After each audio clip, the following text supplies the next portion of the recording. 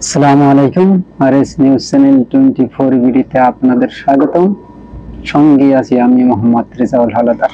প্রথমে আসি ভারত বাংলাদেশ নিয়ে প্রসঙ্গে আন্তর্জাতিক খবর নিয়ে। ভারত বাংলাদেশকে নিয়ে নানা ধরনের গুজব নিছক ছড়ায়।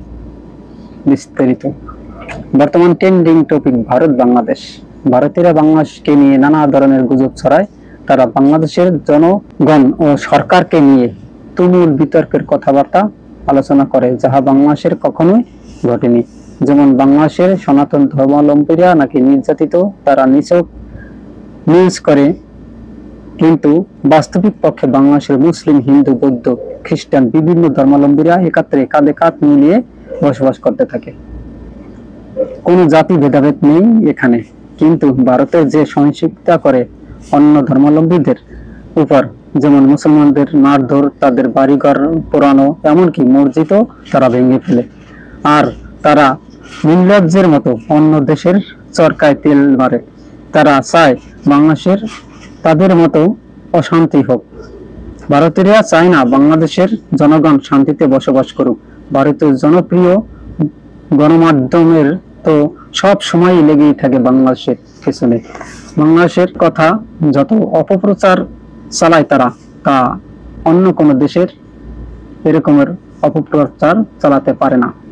ভারতীয় গণমাধ্যম রিপাবলিক বাংলা মূর্খ রঞ্জন এক সাংবাদিক আছে, তিনি বারবার শুধু বাংলাদেশের বিরুদ্ধে কথা বলে। এই জন্য বাংলাদেশিরা তাদেরকে ঘৃণা করে এবং রিপাবলিক বাংলাকে বর্তমানে ভারতেও ঘৃণা করা শুরু করে দিয়েছে।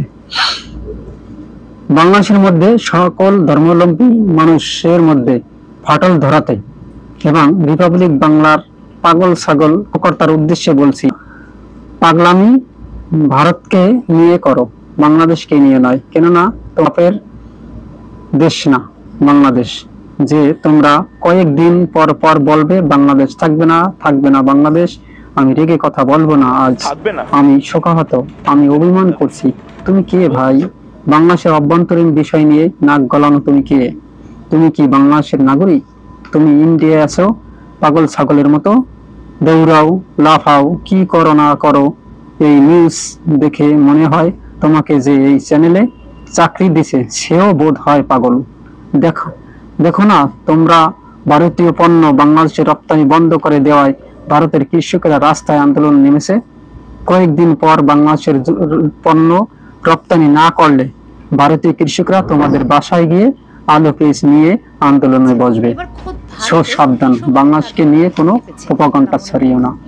তোমরা ভারতের ভিসা বন্ধ করে দিয়েছো, কিন্তু কলকাতার কিছু লোক এখন বর্তমানে তাদের হোটেল এবং ব্যবসা বাণিজ্য সব বন্ধ হয়ে গেছে। তারা কেন্দ্রে কেন্দ্রে বলছে, ভাই বাংলাদেশি দাদারা আপনারা আসুন, বা আমরা আপনাদের দেখব।